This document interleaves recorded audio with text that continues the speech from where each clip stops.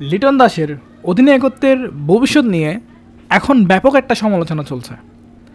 BCB কি তাকে দীর্ঘমেয়াদী অধিনায়ক হিসেবে ঘোষণা করবে এবং লিটন দাস কী বলছে সে ব্যাপারে আমরা বিস্তারিত জানব। আপনার মতামত কী সেটা আপনি কমেন্টে জানাতে পারেন। ওয়েস্ট ইন্ডিজের বিপক্ষে দুর্দান্ত পারফরমেন্স দেখিয়ে লিটন আবারও প্রমাণ করেছেন কেন তিনি বাংলাদেশের অধিনায়কত্ব করার যোগ্য।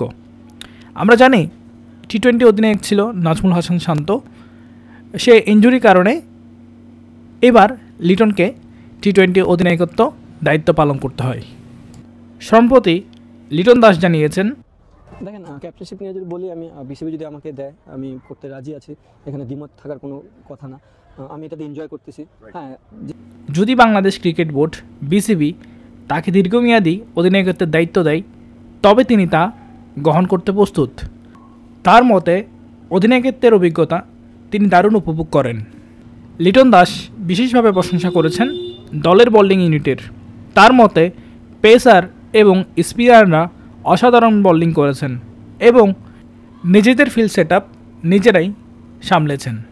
এটি অধিনায়ক হিসেবে তার কাজকে সহজ করে দিয়েছে। লিটন নতুন কোচ ফিল সিমন্সের প্রশংসা করেছেন। তিনি বলেন, কোচ খেলোয়াড়দের স্বাধীনভাবে সিদ্ধান্ত নিতে দেন এবং অভিজ্ঞতাকে গুরুত্ব দেন। এটি দলের মধ্যে আত্মবিশ্বাস বাড়িয়েছে। লিটন দাস ব্যাটিং কোচ মোহাম্মদ সালাউদ্দিনের ভূমিকাও তুলে ধরেন। তিনি জানান, কোচের সঠিক দিক নির্দেশনাও খেলোয়াড়দের সঙ্গে তার ঘনিষ্ঠ সম্পর্ক দলের ব্যাটিং উন্নতিতে বড় ভূমিকা রেখেছে। আপনি কি মনে করেন, শান্ত কি আবার টি-20 দায়িত্বের অধিনায়ক হবে, নাকি বিসিবি লিটনের উপর ভরসা করে লিটনকে অধিনায়কত্বের দায়িত্ব তুলে দিবে?